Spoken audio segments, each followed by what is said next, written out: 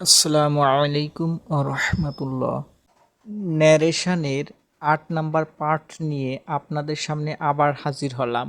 আজ আমি ন্যারেশনের ৮ নাম্বার পার্টে দেখাবো ন্যারেশনের সবচাইতে গুরুত্বপূর্ণ একটা বিষয়, সেটা হলো প্যাসেজ ন্যারেশন। বিশেষ করে স্কুল এবং কলেজের পরীক্ষায় জেএসসি, এসএসসি, ইন্টার এই লেভেলের যে প্রশ্নগুলো আসে ন্যারেশন থেকে, সেই প্রশ্নগুলো কিন্তু প্যাসেজ আকারে থাকে। আমরা এই টপিকসে দেখাবো যে কিভাবে আপনি প্যাসেজ ন্যারেশনগুলো করবেন। আমি আশা করি যদি ভিডিওটা প্রথম থেকে শেষ পর্যন্ত আপনারা ভালোভাবে দেখেন, তাহলে অবশ্যই ন্যারেশনে ভালো নাম্বার পাবেন এবং ন্যারেশন সম্পূর্ণ বুঝতেও পারবেন। তো চলুন দেখা যাক।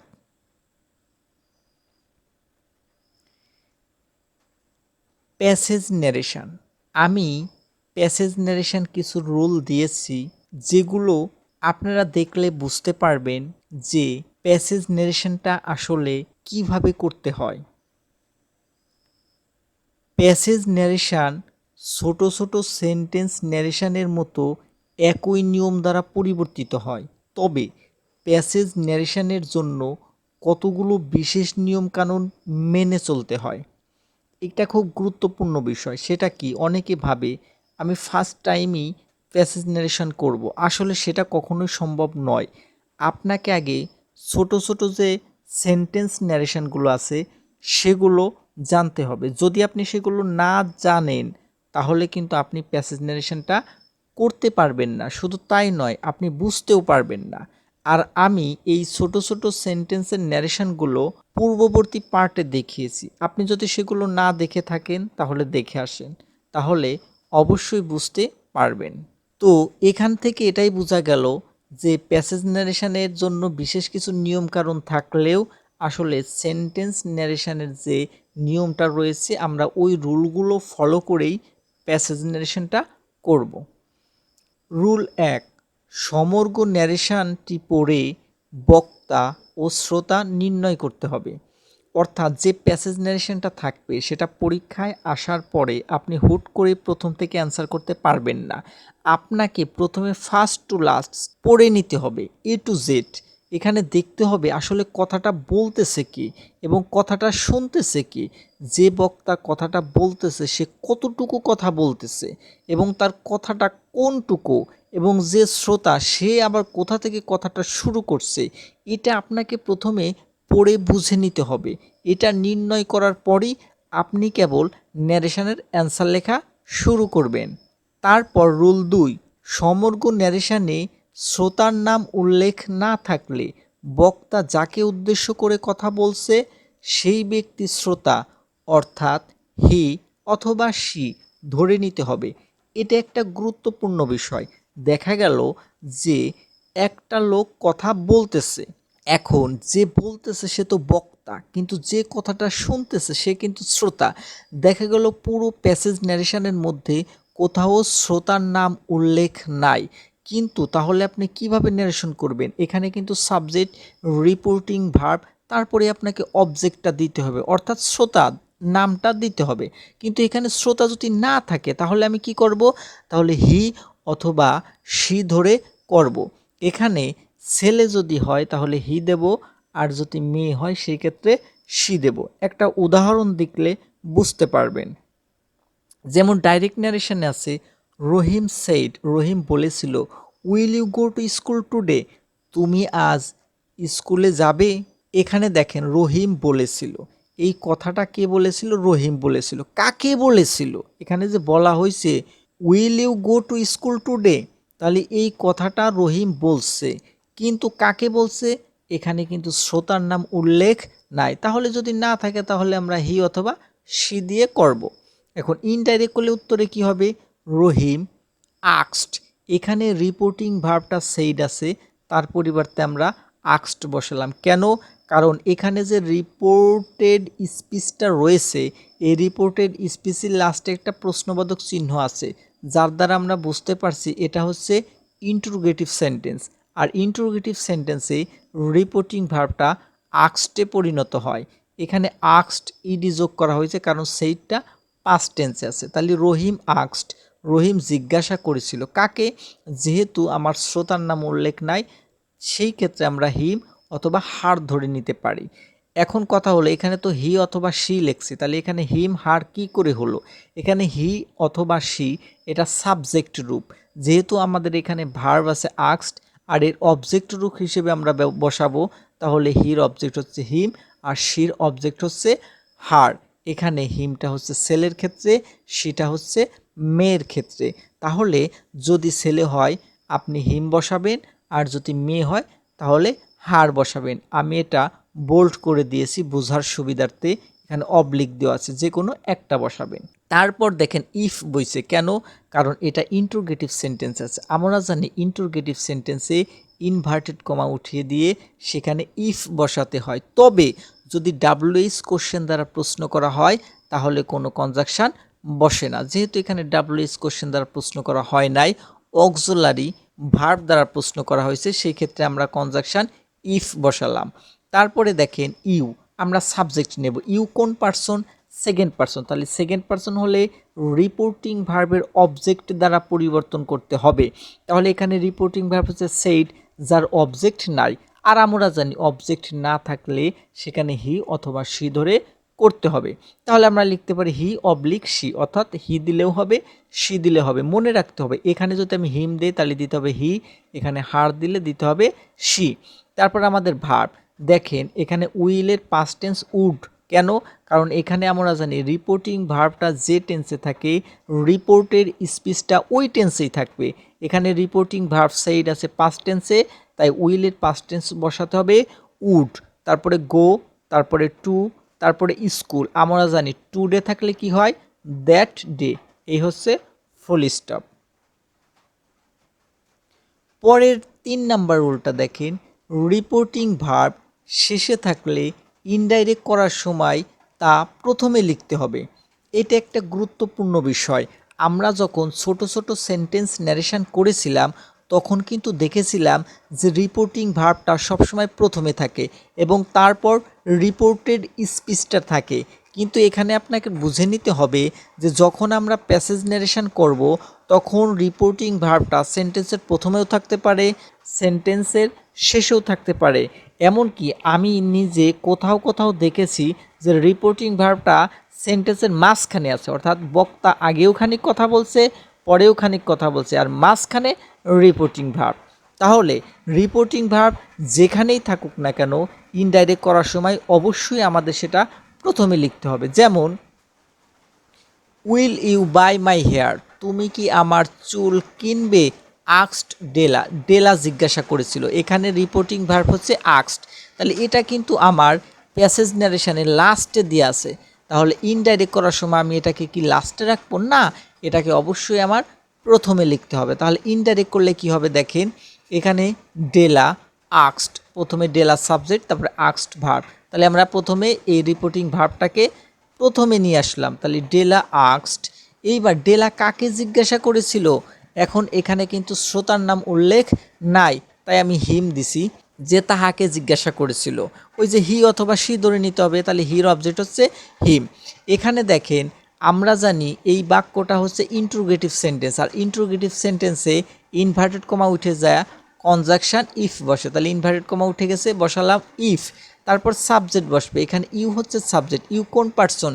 Second person. আমরা জানি যদি রিপোর্টেড স্পিচে সেকেন্ড পার্সন থাকে তাহলে রিপোর্টিং ভার্বের অবজেক্ট দ্বারা পরিবর্তন করতে হবে। যেখানে রিপোর্টিং ভার্বের কোনো অবজেক্ট নেই তাহলে আমরা হি ধরে নিছি, তাহলে হি। তারপর দেখেন এখানে রিপোর্টিং ভার্ব আক্সড পাস্ট টেন্সে করা আছে, তাহলে আমাদের এই উইলটাও কি হবে?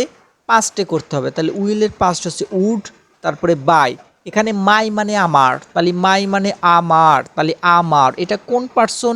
First person. আমরা জানি রিপোর্টেড স্পিচে ফার্স্ট পার্সন থাকলে সেটা রিপোর্টিং ভার্বের সাবজেক্ট দ্বারা পরিবর্তন করতে হয়। রিপোর্টিং ভার্বের সাবজেক্ট হচ্ছে ডেলা, তাহলে ডেলা দ্বারা পরিবর্তন করব। তাহলে ডেলা একজন মহিলা, একটা মেয়ে, তাহলে তার পরিবর্তে বসাবো হার। এখন প্রশ্ন থাকতে পারে যে ডেলার পরিবর্তে আমরা সি কেন বসালাম না? হ্যাঁ, সেটা হচ্ছে সাবজেক্ট রূপ, যেহেতু এখানে বাই, এটা হচ্ছে ভার্ব উড বাই, ভার্বের পরে আমাদের অবজেক্ট বইছে, তাহলে শির অবজেক্ট হচ্ছে হার। তারপরে হেয়ারের জায়গা হেয়ার, এই হচ্ছে ফুল স্টপ। এবার 4 নাম্বার রুলটা দেখেন।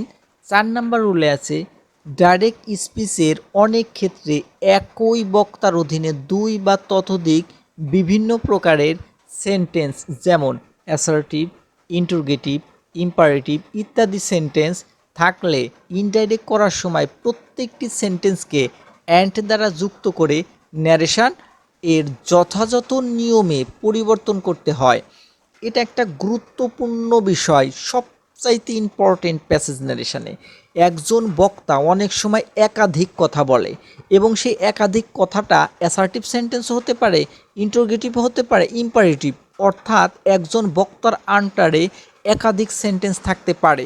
তো যদি একাধিক সেন্টেন্স থাকে তাহলে আমরা কিভাবে সেটাকে ইনডাইরেক্ট করব? সেটাকে ইনডাইরেক্ট করার নিয়ম হচ্ছে প্রত্যেকটা সেন্টেন্স করার পর তাকে অ্যান্ড দ্বারা যুক্ত করতে হবে এবং ন্যারেশনের যথাযথ নিয়মে পরিবর্তন করতে হবে। যথাযথ নিয়ম মানে কি? যখন সেন্টেন্সটা অ্যাসার্টিভ হবে তখন অ্যাসার্টিভের যে কনজাকশন বসবে সেটা বসাবো, অ্যাসার্টিভের নিয়ম অনুযায়ী করব। ইন্টারোগেটিভ যখন হবে ইন্টারোগেটিভে যে ইনভার্টেড কমা উইথের যে কনজাকশনটা বসে সেটা আমরা বসাবো। ইন্টারোগেটিভ সেন্টেন্সে কীভাবে করতে হয়, অর্থাৎ সেই নিয়মগুলো আমরা ফলো করব যেগুলো আমি আগের পার্টগুলোতে দেখিয়েছি। এবং প্রত্যেকটা সেন্টেন্স পরিবর্তন করার সময় মাঝখানে আমরা সেটাকে অ্যান্ড দ্বারা যুক্ত করব। কখন যুক্ত করব? তখনই যুক্ত করব যখন কি না একই বক্তার অধীনে কথাগুলো হচ্ছে। যখন বক্তা চেঞ্জ হবে তখন কিন্তু আর অ্যান্ড দ্বারা যুক্ত করা যাবে না। যেমন একটা উদাহরণ দেখেন, Rahim said to me, Rahim আমাকে বলেছিল, I gave you a book yesterday, গতকাল আমি তোমাকে একটি বই দিয়েছিলাম। হ্যাভ ইউ রিড ইট, তুমি কি এটা পড়েছো? Return the book within 3 days, 3 দিনের মধ্যে বইটা আমাকে ফেরত দেবে। এখন দেখেন, Rahim said to me, Rahim আমাকে বলেছিল। আচ্ছা, I gave you a book yesterday, আমি তোমাকে একটা বই দিয়েছিলাম। তাহলে এটা কোন সেন্টেন্সে আছে? এটা কিন্তু অ্যাসার্টিভ সেন্টেন্স, বিবৃতিমূলক বাক্য। তারপর হ্যাভ ইউ রিড ইট, তুমি কি এটা পড়েছো? এটা কোন সেন্টেন্স আছে? এটা কিন্তু ইন্টারোগেটিভ সেন্টেন্স আছে। কিভাবে বুঝলাম? এই যে লাস্টে প্রশ্নবোধক চিহ্ন, তারপর return the book within 3 days, 3 দিনের মধ্যে বইটা ফেরত দিবে। কি করা হচ্ছে? আদেশ করা হচ্ছে। এটা কিন্তু আমার ইম্পারেটিভ সেন্টেন্সে আছে। তাহলে একজন বক্তা 3টে কথা বলছে, 3টে কথা 3টা সেন্টেন্সে হয়েছে। প্রথমটা অ্যাসার্টিভ, পরেরটা ইন্টারোগেটিভ, পরেরটা ইম্পারেটিভ। তাহলে একে যদি আমি ইনডাইরেক্ট করতে যাই তাহলে কিভাবে করতে হবে? দেখেন, রহিম টোল্ড মি, এখানে প্রশ্ন থাকতে পারে যে সেইটি জায়গা টোল্ড কেন হলো? আমরা জানি অ্যাসার্টিভ সেন্টেন্সের ক্ষেত্রে যদি রিপোর্টিং ভার্বের অবজেক্ট থাকে তাহলে সেই ক্ষেত্রে রিপোর্টিং ভার্বটা টোল্ডে পরিবর্তন হয় এবং তারপরে যে টু থাকে সেই টুটা উঠে যায়। তাহলে রহিম এখানে সেইটির পরিবর্তে টোল্ড, তারপরে মি, এই কনজাকশনটা উঠে যা দ্যাট বইছে। কেন? এখানে যে সেন্টেন্সটা আছে I gave you a book yesterday, এটা অ্যাসার্টিভ সেন্টেন্স। আমরা জানি অ্যাসার্টিভ সেন্টেন্সে ইনভার্টেড কমা উঠে যায়, কনজাকশন দ্যাট বসে।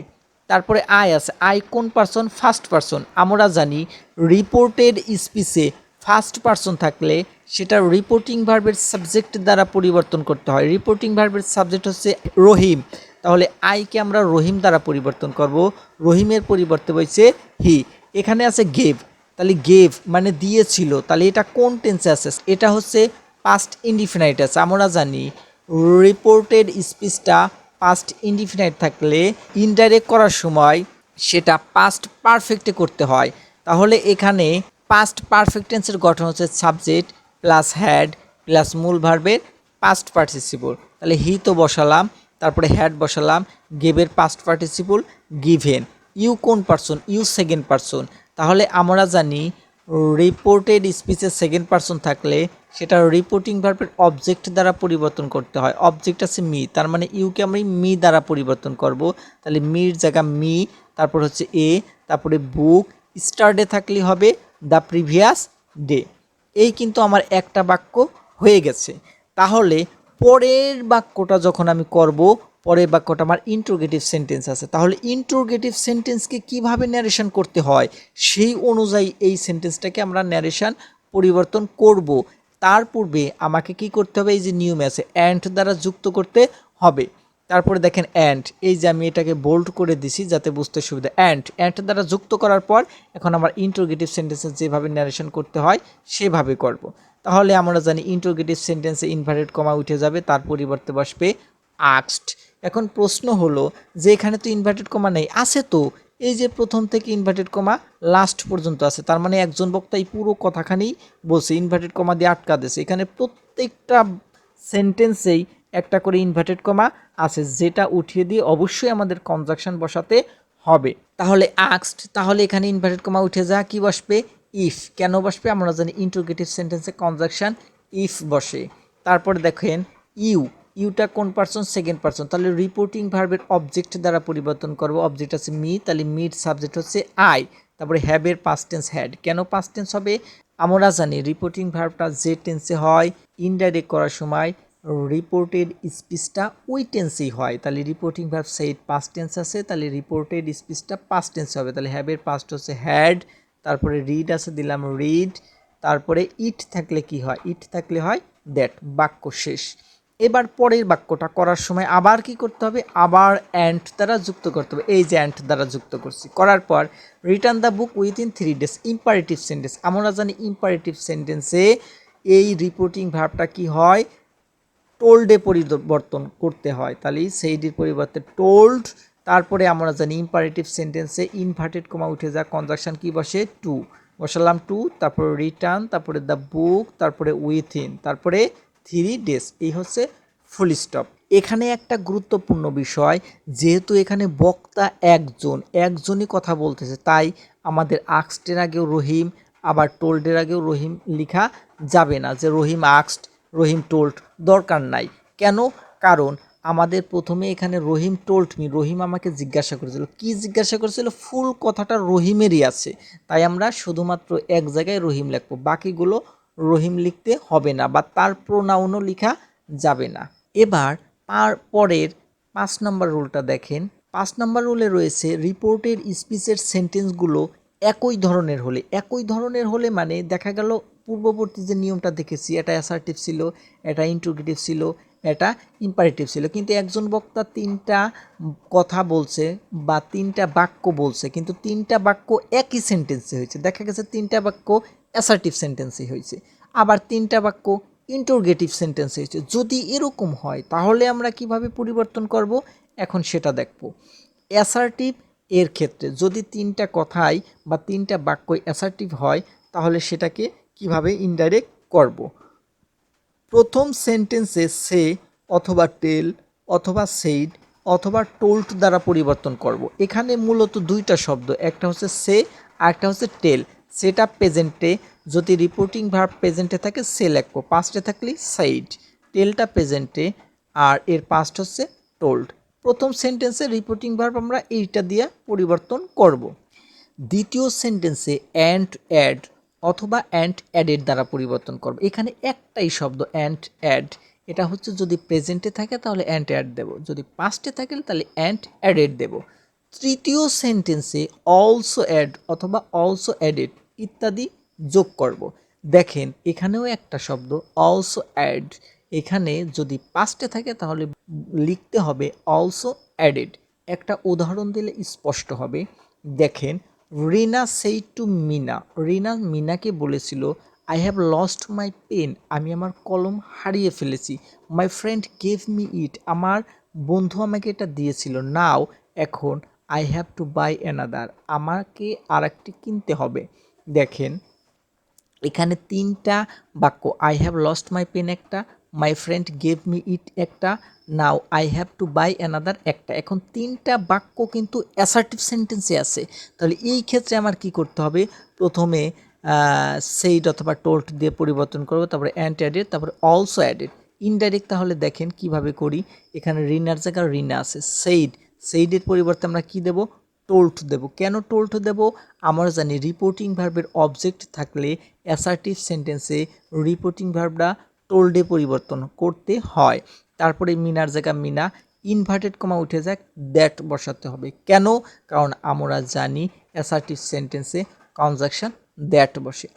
আইটা কোন পারসন? ফার্স্ট পারসন হলে রিপোর্টিং ভার্বের সাবজেক্ট দ্বারা পরিবর্তন করতে হবে। রিপোর্টিং ভার্ব সেইড, যার সাবজেক্ট হচ্ছে রিনা, তাহলে আইকে আমরা রিনা দ্বারা পরিবর্তন করব। রিনার পরিবর্তে বসবে শি। কেন? এখানে প্রোনাউন বসে, আর রিনা একজন মে, তাই শি হবে। তাহলে হ্যাভের পাস্ট টেন্স হ্যাড হবে। কেন পাস্ট টেন্স হবে? আমরা জানি রিপোর্টিং ভার্বটা যে টেন্সে থাকে রিপোর্টেড স্পিচটা ওই টেন্সেই করতে হয়। রিপোর্টিং ভার্ব সেইড আছে পাস্ট টেন্সে, তাই রিপোর্টেড স্পিচের হ্যাবের জায়গা হ্যাড হবে, অর্থাৎ এটাও পাস্টে হবে। তারপরে লস্ট, মাই মানে আমার, তাহলে কোন পার্সন? আমার, এটা কিন্তু ফার্স্ট পার্সন। আমরা জানি ফার্স্ট পার্সন থাকলে রিপোর্টিং ভার্বের সাবজেক্ট দ্বারা পরিবর্তন করতে হয়। রিপোর্টিং ভার্বের সাবজেক্ট হচ্ছে রিনা, তাহলে রিনা দ্বারা পরিবর্তন করবে, তাহলে রিনার অবজেক্টের রূপ কী হবে? হার। তারপরে পেন, এখানে কিন্তু ফুল স্টপ হবে না। কেন? কারণ একজন বক্তায় 3টা বাক্য বলছে, 1টা 2টা 3টা বাক্য এগুলো দ্বারা যুক্ত করতে হবে। দ্বিতীয় সেন্টেন্সে অ্যান্ড অ্যাড অথবা অ্যান্ড অ্যাডেড দ্বারা যুক্ত করতে হবে। তাহলে যখন আমি দ্বিতীয় বাক্যে যাব তখন অ্যান্ড অ্যাডেড দিলাম। কেন অ্যান্ড অ্যাডেড দিলাম? যেহেতু রিপোর্টিং ভার্বটা আমার পাস্টে আছে, তাই হবে অ্যান্ড অ্যাডেড। তারপরে ইনভার্টেড কমা উঠে যায়, কী হবে? দ্যাট, তাহলে অ্যান্ড অ্যাডেড দ্যাট। এখন মাই আমার, কোন person? First person. First person হলে রিপোর্টিং ভার্বের সাবজেক্ট দ্বারা পরিবর্তন করে, তাই সাবজেক্ট আছে রিনা, তাহলে রিনার পরিবর্তে কি হবে? রিনার পরিবর্তে হবে হার। কেন হার হবে? এখানে রিনা কিন্তু একজন মেয়ে, তাই হবে হার, আর এটা অবজেক্টে আছে। তারপরে হার, তারপরে কি হবে দেখেন, ফ্রেন্ড আছে ফ্রেন্ড, তারপরে গেভ, গেভ দিয়েছিল পাস্ট, তাহলে এটা কিন্তু মাই ফ্রেন্ড গেভ মি ইট, এটা কিন্তু পাস্ট ইনডিফিনাইটে আছে, তাহলে আমাদের উত্তরটা হবে পাস্ট পারফেক্ট। পাস্ট পারফেক্ট টেন্সের গঠন সাবজেক্ট প্লাস হ্যাড প্লাস মূল ভার্বের পাস্ট পার্টিসিপল, তাহলে গেভের পরিবর্তে এখানে হ্যাড লিখতাম, গেভের পাস্ট পার্টিসিপল গিভেন। তারপরে আছে মি, আমাকে, ফার্স্ট পার্সন, তাহলে রিপোর্টিং ভার্বের সাবজেক্ট দ্বারা পরিবর্তন করবো, সাবজেক্ট আছে রিনা, তাহলে রিনা দ্বারা পরিবর্তন করতে হবে হার। কেন হার লিখবো? কারণ এটা অবজেক্ট আছে, এখানে আর লিখে ব্র্যাকেট দিছি আপনাদের বোঝার সুবিধার্থে, অর্থাৎ আর্তে রিনা, এখানে হার বলতে রিনাকে বোঝাইছে। তাহলে মির পরিবর্তে বসলো হার। তারপর আছে ইট, ইটের জায়গা কি হবে? That, that. তৃতীয় সেন্টেন্সে অলসো অ্যাড অথবা অলসো অ্যাডেড ইত্যাদি যারা যুক্ত করতে হবে, তাহলে তৃতীয় বাক্যে আমরা তাই লিখলাম অ্যান্ড অলসো অ্যাডেড, এখানে কিন্তু অ্যান্ড দ্বারা যুক্ত করতে হবে। সরি, এটা বোল্ড করলে দিলে ভালো হতো, বোল্ড, আচ্ছা ঠিক আছে, যাই হোক, এখানে অ্যান্ড অলসো অ্যাডেড হবে, ঠিক আছে। তারপরে ইনভার্টেড কমা উঠে যায়, এখানে হবে দ্যাট। তারপরে আই ফার্স্ট পার্সন, তাহলে রিপোর্টিং ভার্বের সাবজেক্ট দ্বারা পরিবর্তন করতে হবে, সাবজেক্ট আছে রিনা, তাহলে আয়ের পরিবর্তে কি হবে? শি, এই যে আর লিখে দিছি, অর্থাৎ আর্থের রিনা বুঝাইছে।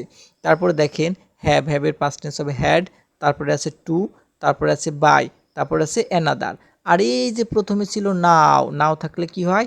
দেন হয়। এই হচ্ছে ফুল স্টপ। এবার আমরা 6 নাম্বার রুল দেখব, ইন্ট্রোগেটিভ সেন্টেন্স, অর্থাৎ ইন্ট্রোগেটিভ সেন্টেন্সে কিভাবে আমাদের ন্যারেশন করতে হবে, প্যাসেজ ন্যারেশন, যদি পরপর সবগুলো বাক্যই ইন্ট্রোগেটিভ সেন্টেন্সে হয়। দেখেন প্রথমে যেটা করতে হবে, প্রথম সেন্টেন্সে আস্ক অথবা আক্সড করতে হবে, যদি প্রেজেন্টে থাকে আক্স, যদি পাস্টে থাকে আক্সড। দ্বিতীয় সেন্টেন্সে অ্যান্ড আস্ক অথবা অ্যান্ড আক্সড দিতে হবে।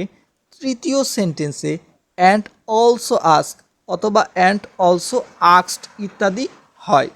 উদাহরণ দেখেন, রিনা সেইড টু মিনা, রিনা মিনাকে বলেছিল what are you doing now, তুমি এখন কি করছো?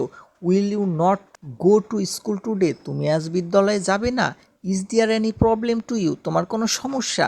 তাহলে দেখেন প্রত্যেকটা বাক্য কিন্তু ইন্ট্রোগেটিভ সেন্টেন্স, লাস্টেই দেখেন প্রশ্নবোধক চিহ্ন আছে, এবং এই বাক্যগুলো কিন্তু একজনই বক্তা বলছে, রিনা, শুধু রিনাই কিন্তু বলছে। তাহলে একজন বক্তা যখন একাধিক বাক্য বলবে এবং একাধিক বাক্যগুলো যখন ইন্ট্রোগেটিভ সেন্টেন্সে হবে, তখন আমার প্রথমে আস্ক অথবা আক্সড দিয়ে করব, দ্বিতীয়টা অ্যান্ড আক্সড, তৃতীয়টা অ্যান্ড অলসো আক্সড। দেখেন তাহলে কিভাবে করি, এখানে রিনার জায়গায় রিনা, তাহলে সেইড এর পরিবর্তে হবে আক্সড। কেন? কারণ আমরা জানি ইন্ট্রোগেটিভ সেন্টেন্সের রিপোর্টিং ভার্বটা আক্সডে পরিবর্তন করতে হয়।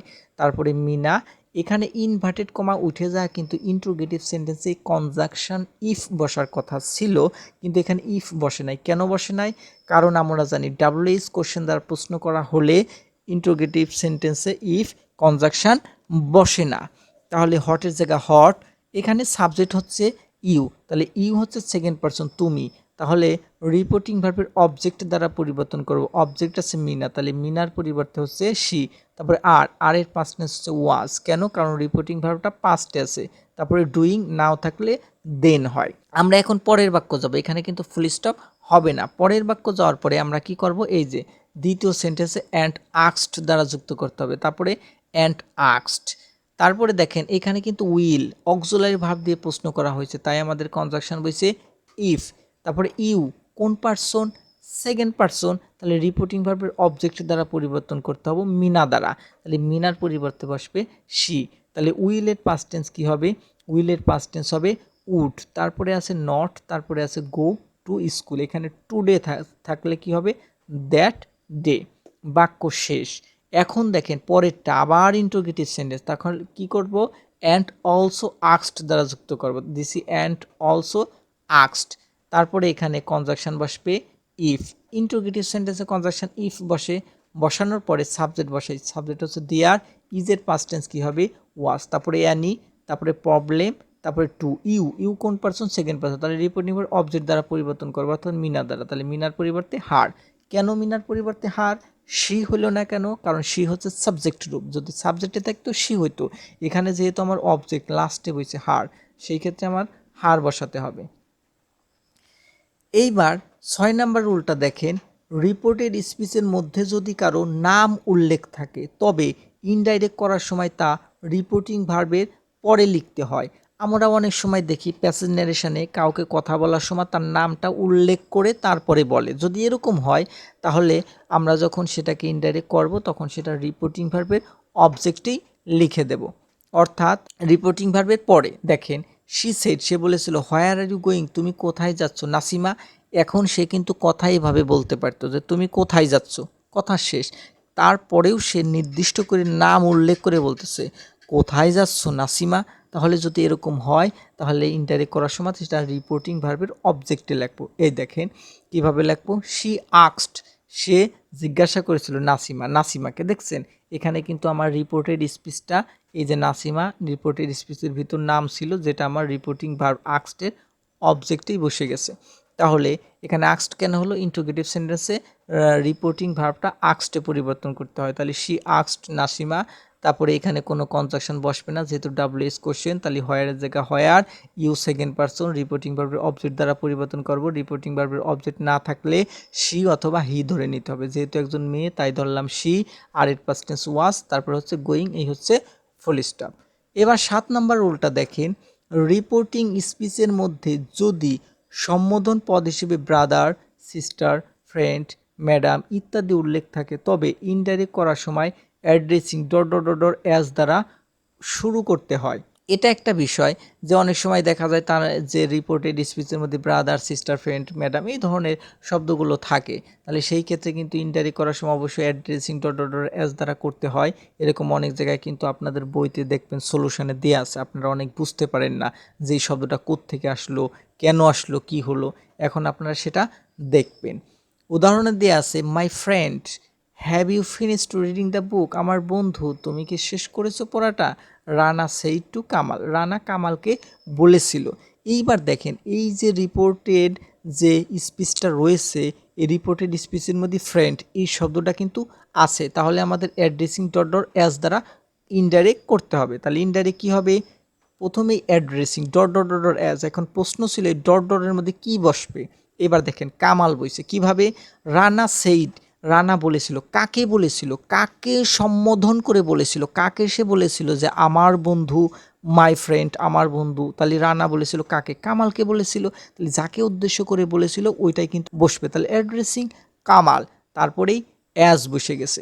তারপরে এই যে ফ্রেন্ড আছে এই ফ্রেন্ডটা বসবে, তারপরে আমরা গোড়ায় চলে আসবো, অর্থাৎ এই রিপোর্টিং ভার্ব থেকে কাজ শুরু করব। রানার জায়গা রানা, তারপরে সেইটির জায়গা হবে আস্কড, কেন, কারণ এটা ইন্টারোগেটিভ সেন্টেন্স আস্কড।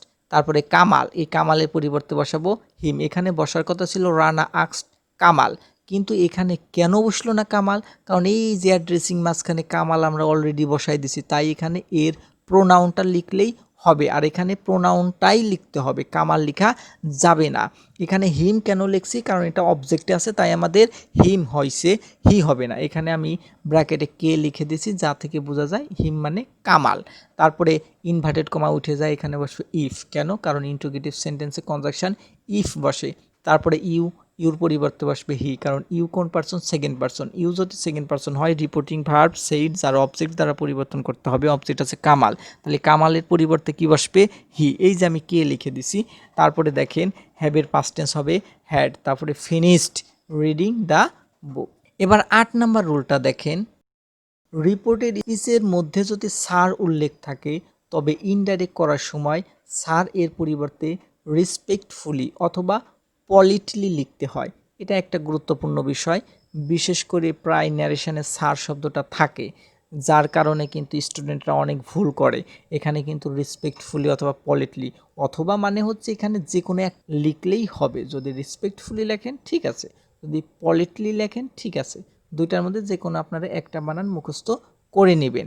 তাহলে এবার উদাহরণ দেখেন, Ratan said to his teacher, Ratan তার শিক্ষককে বলেছিল, sir we want to go on a picnic, আমরা বনভোজনে যেতে চাই। এখানে রিপোর্টেড স্পিচের মধ্যে কিন্তু স্যার শব্দটা আছে, তাহলে আমরা রেসপেক্টফুলি ব্যবহার করব ইনডাইরেক্ট করার সময়। দেখেন রতন টোল্ড, রতন বলেছিল, কেন টোল্ড হলো?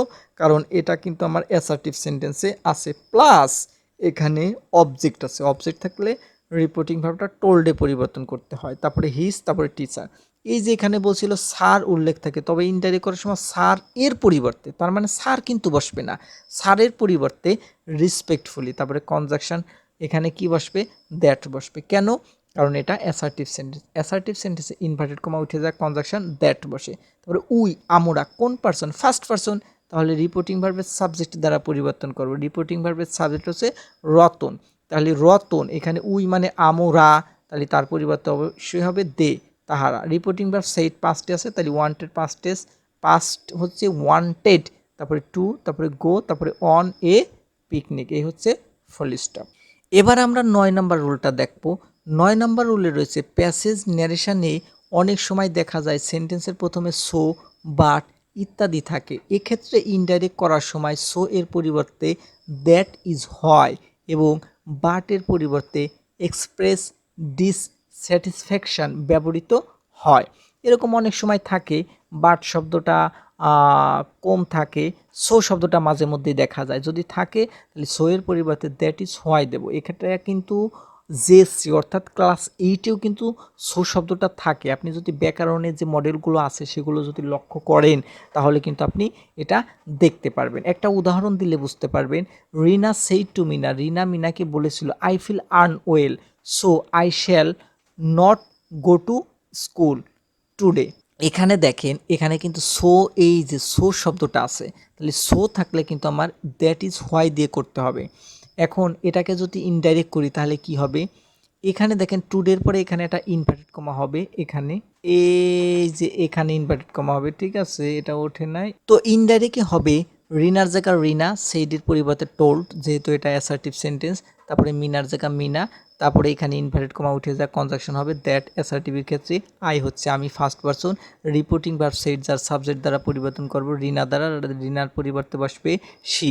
ফিলের পাস্ট টেন্স হবে ফিল্ড, যেহেতু সেইড পাস্টে আছে তাই ফিল্ড। তারপরে আনওয়েল, আমরা জানি একজন বক্তা একাধিক বাক্য বললে তাকে অ্যান্ড দ্বারা যুক্ত করতে হয়, অ্যান্ড। তারপরে সোর পরিবর্তে কি হবে? দ্যাট ইজ হোয়াই, এটাকে বোল্ড করে দিছি, আপনারা বুঝতে পারবেন। তারপরে আই হচ্ছে ফার্স্ট পারসন, রিপোর্টিং ভার্বের সাবজেক্ট অর্থাৎ রিনা দ্বারা পরিবর্তন করব, রিনার পরিবর্তে বসবে শি, তাহলে শ্যালের পাস্ট টেন্স কি হবে? শুড। এখন প্রশ্ন হলো তাহলে শুডের জায়গায় উড বসলো কেন? দেখেন হিটা কোন পারসন, সরি শিটা কোন পারসন? শি কিন্তু থার্ড পারসন। আমরা জানি ফার্স্ট পারসনের পরে শ্যাল বসে, কিন্তু থার্ড পারসনের পরে উইল বসে, তাহলে উইলের পাস্ট টেন্স কী হবে? উড। তারপরে হচ্ছে নট, তারপরে গো, তারপরে টু, তারপরে স্কুল, এখানে আছে টুডে, টুডে থাকলে কী হবে? That day. তো আসলে পরীক্ষায় ভালো রেজাল্ট করার জন্য ন্যারেশনটা অনেক গুরুত্বপূর্ণ একটা বিষয়। আমি যতটুকু পেরেছি ততটুকুই আপনাদের বুঝিয়েছি। আসলে এর বেশি কথা বললে ক্লাসটা অনেক লম্বা হয়ে যায়, আর আমরা তো সবাই অনেক বিজি মানুষ, আমরা আসলে বোরিং ফিল করি। সেই জন্য আমার ইচ্ছা থাকা সত্ত্বেও আমি এর থেকে বেশি কথা বলতে পারলাম না। তারপরেও যদি কোথাও বুঝতে সমস্যা হয় আমাকে অবশ্যই কমেন্টে জানাবেন। যদি বেঁচে থাকি তাহলে অবশ্যই রিপ্লাই পাবেন। আর এরপরে আর মাত্র একটা ক্লাস আছে, ন্যারেশন পার্ট 9, এটাই হচ্ছে ন্যারেশনের সর্বশেষ ক্লাস। আপনারা ফার্স্ট টু লাস্ট দেখলে আমি 100% কনফার্ম যে আপনারা অবশ্যই ন্যারেশনে 100 মার্ক পাবেন। এছাড়াও যদি অন্য কোনো বিষয়ে কোনো ক্লাসের প্রয়োজন হয় তাহলে আমাকে কমেন্টে জানাবেন, আমি চেষ্টা করব সেটা দেওয়ার জন্য। আর যদি ভিডিওটি ভালো লাগে তাহলে অবশ্যই আমার চ্যানেলটি সাবস্ক্রাইব করবেন। আপনাদের সবাইকে অসংখ্য ধন্যবাদ আমার এই ভিডিওটা দেখার জন্য।